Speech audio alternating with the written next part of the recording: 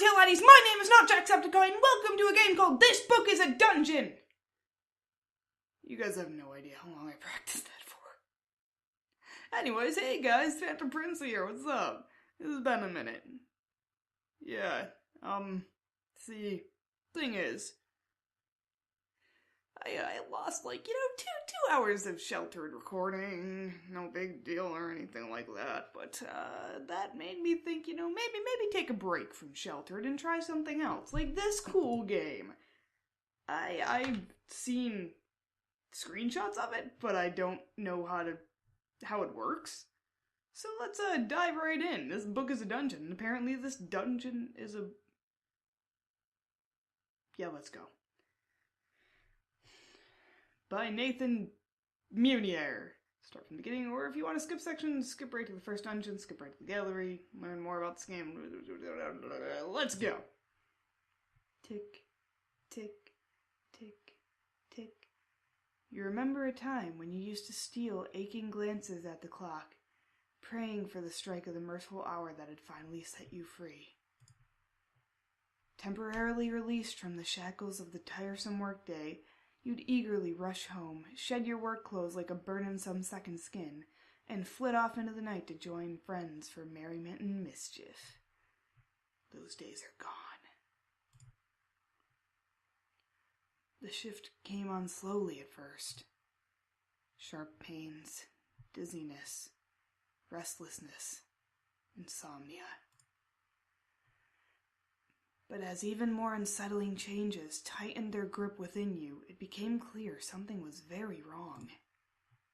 Poked, prodded, examined, analyzed.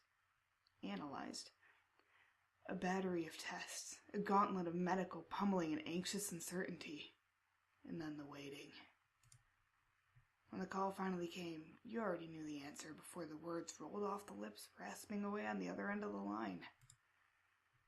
Lost in an echo chamber, your mind parsed only snippets of the doctor's news, the ones that stung the most. It's terminal. A year left to live. Maybe 2 at best. I'm so sorry. And then you're alone.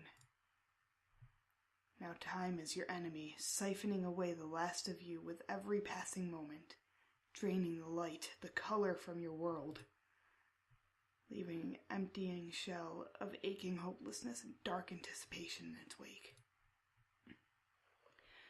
The clacking of keyboards, ringing of phones, and casual banter of clueless co-workers is a steady ache. It rakes at the frayed corners, pulls at the tattered edges of your weary mind. But the appointed hour has arrived, dampens the din, if only for a short while. Tomorrow is another day, for them at least. For you, possibly. You linger for just a minute longer, letting the eager parade filter through the exit. The last to leave, you close up, lock the door, and pull your overcoat tight around you. A spitting mist turns to a downpour well before you reach the dry sanctuary of the putrid subway station. The stairs are a descent into unpleasant smells and hustled near misses, as bustling crowds crush together to get to and from their mundane 9-to-5s. For a moment, you miss that simplicity of routine, the promise of continuance. Standing at the edge of the platform, you look down at the electrified tracks. Wind picks up in the tunnel, signifying the rapidly approaching train. Your mind wanders. You imagine what it'd be like to be caught on the tracks right as the train comes barreling through at 60 miles an hour. Death is a beacon, drawing you ever closer. It swirls and dances on the sparking steel girders below. Teases and taunts only inches away. Come to me, whispers the siren call. It's not yet time. You take a few steps back from the yellow line. 20 minutes feels like an eternity in the packed subway car. Damp, sweaty. Exhaustion and regret mixed with promise and delusion. A wagon full of cattle, oblivious, tuned out, numb. Stop by stop, the opening and closing of the door thins the herd. It's a welcome calling, a shifting of space, a loosening of knots. Soon, you're the last, and you can breathe easy again. But you still scan the car with a quick glance out of habit. One last time, to make sure you're truly alone. Except, you're not quite alone. There's a small leather satchel sitting on an empty seat in the far corner of the car. You glance around again, not trusting your weary eyes. There's still not a living soul save your own. The handrail is sticky with grime from the clutch of 1,000 dirty fingers. Filthy. You wince at its touch, but it offers stability as you work your way to the other end of the car, towards the orphan satchel. Where did its owner go? The bag is weathered and worn. Some tired soul will no doubt be missing its contents, you gather. A high-pitched whine pierces the air as the car rocks and rattles. The lights flicker. 32nd Street. It's your stop. Time to go. Here we go. This is where we get into the choices. Do you take the bag or leave it there? Well, if I know anything from video games, I should probably actually leave it there. Nah, let's go, take it. You instinctively reach out and swipe the bag, figuring it's better off in your hands than left to wander the dark tunnels inside a giant metal beast alone. Hey, if I didn't take it, somebody else would have. Swipe that bag. Thick, stale underground air turns cool and damp as you emerge from the city's high-speed intestines and hit the noisy streets above. 340 steps later, you're at the door of your second-story apartment, fumbling the keys, muttering under your breath. The lock finally gives way. I'm gathering this guy... Oh, neat. I'm gathering this guy is very, a little bit OCD now that he knows he ain't gonna live long. Peeling off your soaked coat, you drop everything on the table, kick off your shoes, and check your answering machine. You have no new messages. No surprises there. Ignoring the pile of unwashed dishes and the empty fridge, you sidle back to the table and remember the bag. Inside the bag, you find an old book. What would have happened if this is the Book of Dungeons? What would have happened if I hadn't taken it? Would I have just found the book in my own briefcase? The book is aged and weathered. Its cover is adorned with an ominous skeletal being that looks half human, half serpent, and the title is written in a language you don't have the tongue to decipher. That's foreboding. We open the book. Unlocking the old book, you open the cover and flip through the dusty pages. The book appears to be blank. How odd. I always like to read the last page first. No, I don't. The frail pages seem brittle to the touch, as if they're in danger of crumbling into nothingness. Yet, your fingers resonate with an unknown energy. Random page, I guess. You flip to a random page and find nothing. Are your eyes playing tricks on you? Or did you just see the faint glimmer of words fading from view just now? You turn to the last page. Nothing. Okay. Randomize. Flipping through the pages, a faint flicker of ink catches your eye. You flip back several pages to try to find it. After much searching, you uncover a page that sports a faint drawing of a keyhole, sketched in pencil. You instinctively reach out a finger and trace it over the drawing. And your hand gets sucked in. Oh, or not, a paper cut. A sudden sharp pain, a paper cut, spurs you to pull your hand quickly away. Looking down, you notice the keyhole sketch has changed into a fanged serpent. Spots of your blood dot the page. The room swims. You feel faint and disoriented. Your vision goes blank, and you hit the floor. Sharp impact. Ah! What? Hey, I was done reading that. Sharp impact jolts you awake, maybe? It sends a raw white heat burning through your consciousness. Then, empty space. You fall through the black void, erasing the past, erasing the future.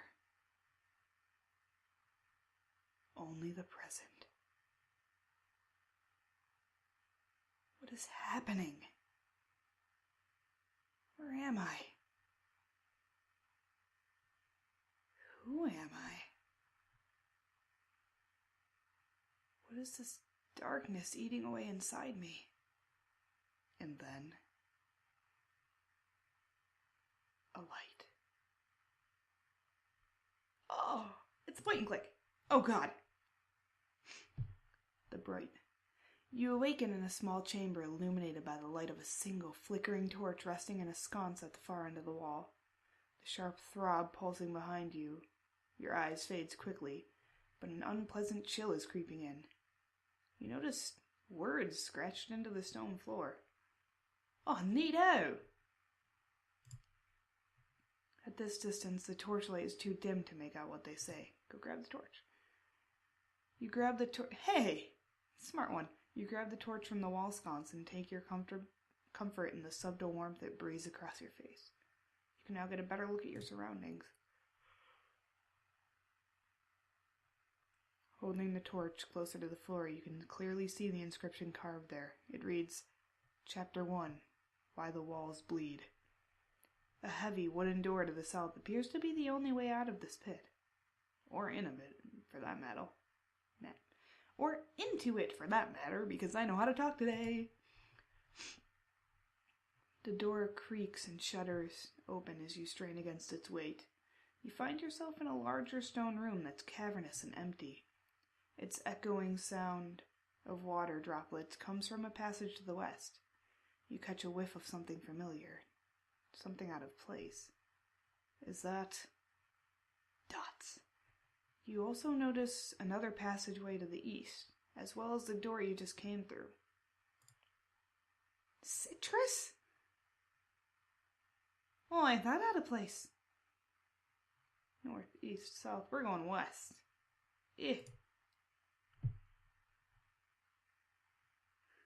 The narrow corridor opens into a dead-end room that reeks of overripened fruit.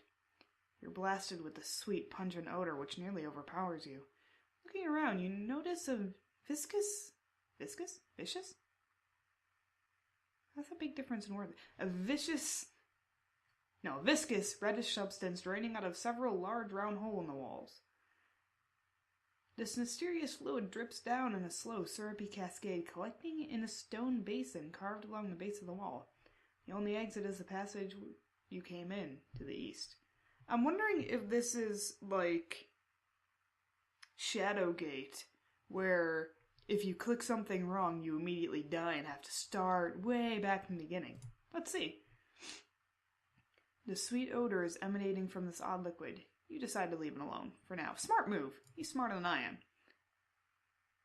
The smell of rotten fruit wafts in from the western corridor. There's also a passage to the east and an open door to the north. Can I check the north again? Turn to the chamber you began. As it turns out, you don't miss it. Okay. Let's go east. Pushing further into the unknown depths, your eyes play tricks in the torchlight. What lurks in the darkness ahead, skittering away just beyond the glow of your torch? As you round the corner, you notice a small alcove in the passageway here. The corridor continues to the east. The northern passage leads around the corner back to the west. Alcove. There's a large crack in the wall of the alcove. It's not big enough for you to squeeze through. Who knows what could be in there? Reach into the hole? That seems bad. That seems like a bad idea. But I'm gonna do it. You reach into the crack and find a crude mechanical switch. Do you activate the switch? Of course I do. You hear the rumble of grinding stone further ahead from the corridor to the east. To the east. To the east. Oh no. At the end of this passageway, a section of wall has shifted to reveal a hidden alcove. As you approach, torch held high, you see a monstrous form emerge from the darkness, lumbering towards you. It attacks. I kind of want to bring him back here and see what he does with the red goop. Flee. Oh, that was bad. Fumbling blindly down the corridor, you bolt deeper into darkness. You're not alone. The quickening beat of your pulse is pounding in your ears as you feel your way through the pitch black. You cannot give up. You can make it. Run! Only a little further. Is it still there in the darkness? You gasp for air. Pain shoots up your sides. You're slowing down. The ache in your muscles intensifies. You can't keep this up. Your fingers are raw and bleeding from scraping your way along the stone walls. Your mind races. Your pace lags. Your will is failing. You collapse to the floor in exhaustion. The world is dark and silent except for your pounding heart. Dum-dum, dum-dum, dum-dum, dum-dum, dum-dum, dum-dum, dum-dum. Just when your pulse begins to slow and your breathing eases, a new sound catches your ear. You know, I definitely thought I was going to die trying to run for my life. I'm glad I didn't. It's very faint at first. The sound of insects scurrying along the floor. Lovely.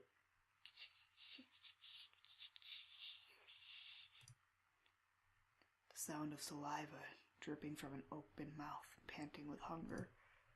You hold your breath and struggle to lie still as the panting moves closer. Then it stops.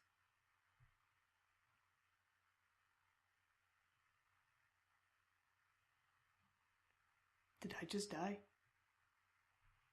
Oh, hi! Can I not click on you? I don't want to be your food.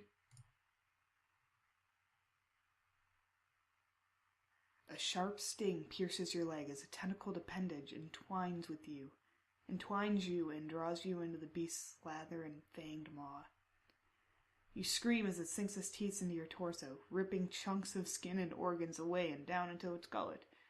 The last thing you hear is the smacking and gnawing of the horror feasting on your entrails. You've perished in one of many horrible ways. Try again and seek to change your fate.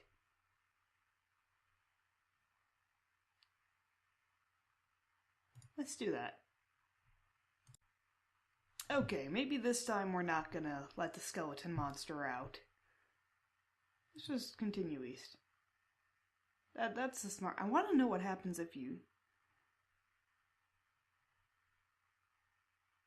No, the skeleton will probably kill me. You know what? Alcove, alcove, alcove, alcove region. Yep it. Yep. East. I'm gonna fight. Oh. A stone lord? I definitely expected a skeleton. That is a rock. That is legitimately attack it. You damage the Stone Lord. The Stone Lord is injured, but still prepares a strike. Stone Lord damages you. Luckily, your injuries are superficial. The battle continues. Oh, it's only an arm. Hell yeah, attack it. Oh no. Oh shit. Stone Lord dodges your attack and you slip, leaving yourself prone and tears to attack. You managed to dodge. Nice. Attack again. I managed to dodge again. I am a slippery little snake. Stone Lord dodges your attack and you slip, leaving yourself prone again. I rolled out of the way. Keep going. I dodge again. I'm good at this. Stone Lord damages you. Luckily, your injuries are superficial. The battle rages on. Keep going. Oh, I only got him for one that time? Does his defense go up when he's... It does. I'm on the ground again, and I roll away again. Ow. What? No! Come on! Aw, man. A pile of bones and skulls lays scattered across the large stone slab in the center of this chamber. Along the far wall, a series of sharp hooks dangle from the ceiling by chains. Can I get a sharp hook as a weapon? I need to be more professional. It's clear that much suffering befell the poor souls who met their fate in this place. Smears of their dried blood now darkened with time and decay paint a macabre scene. I don't know how to pronounce that word. The passageway extends to the west. The southern door opens into a long hallway. Bones.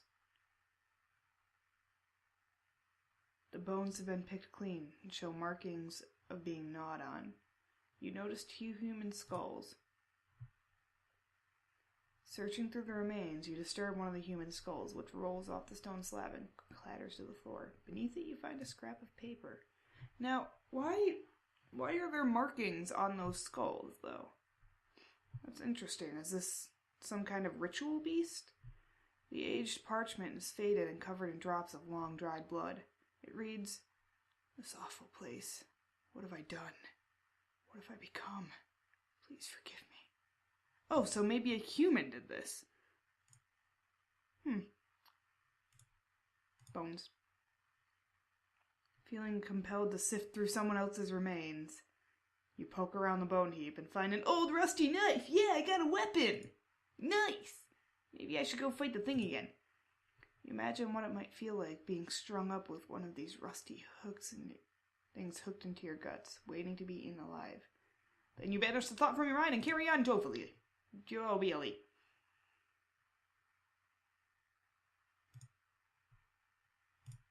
Now I'm gonna fight the monster.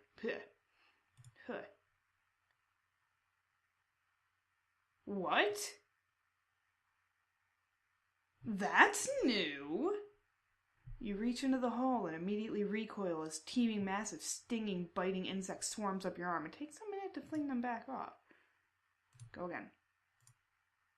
There's nothing of interest left in the crevice. That's different! I'm glad I went back. Go north. I think we've done everything we could here. Interesting. So if I go back... Hold on. Back. Back. Back. Back. Back. Can I do anything with this now? Oh, no, I can't.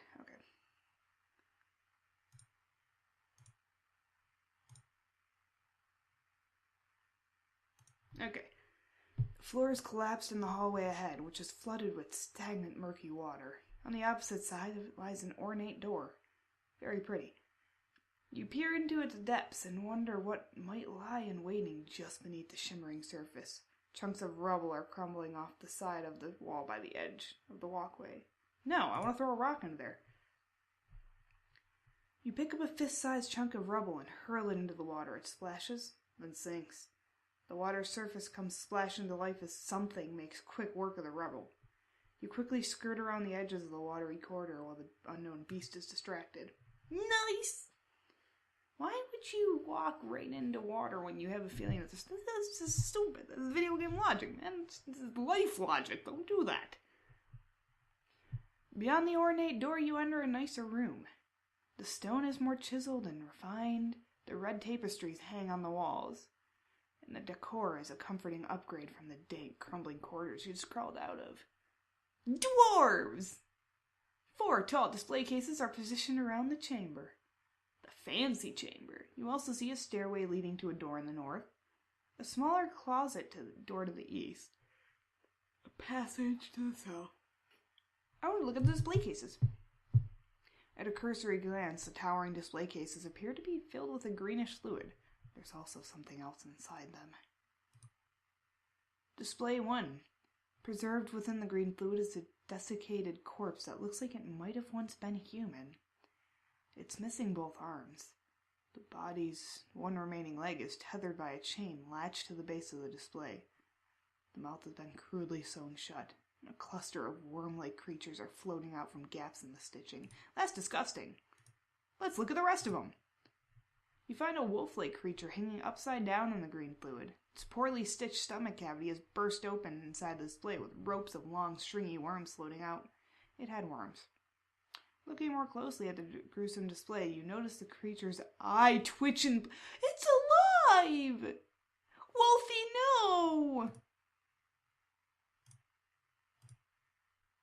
It's alive. Oh, son of a bitch, can I break the display case and let it out? Or at least to kill it? Put it out of its misery? Display number 3. 2 severed human torsos have been stitched together in a gory mirror image at the waist. Ropey clusters of worms are spilling out. There's a lot of worms here. I don't really like where this is going.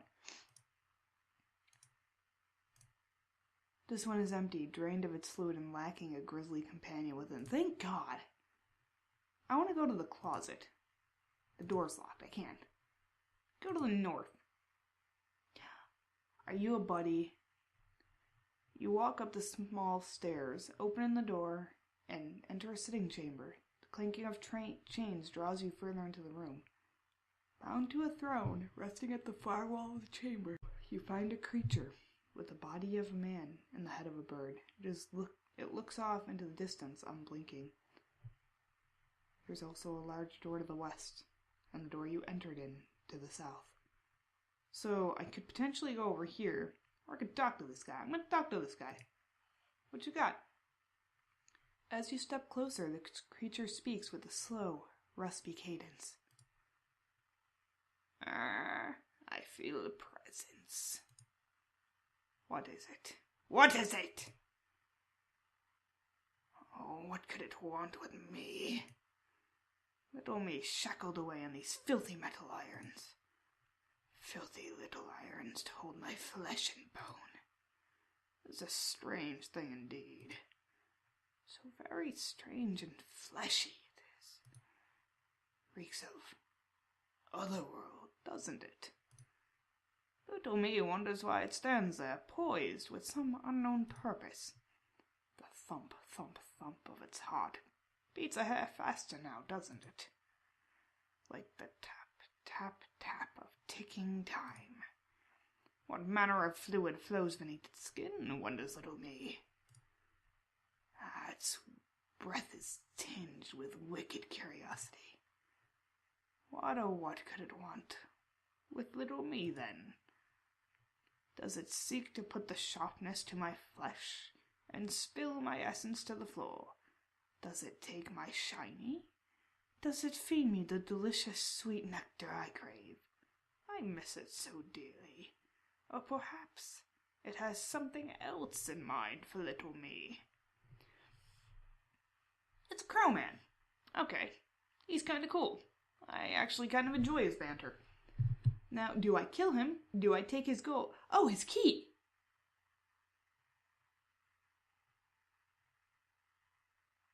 I kind of want your key. But what is something else? What is something else that I can do here? I want your key. I want to go into the closet. Nectar? I don't have what you seek. Oh! What else could it possibly want with little me? Free him! He's gonna kill me! You reach out to test the strength of its chains, and the creature gets anxious. It wishes to set me free. Oh, yes, that is very good. What am I going to use to break the chains? The knife, of course. Knife isn't sharp or strong enough to break the chains. You need something else.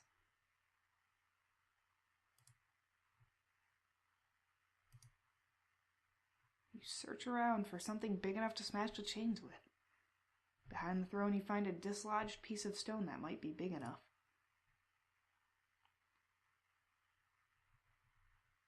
Large rock.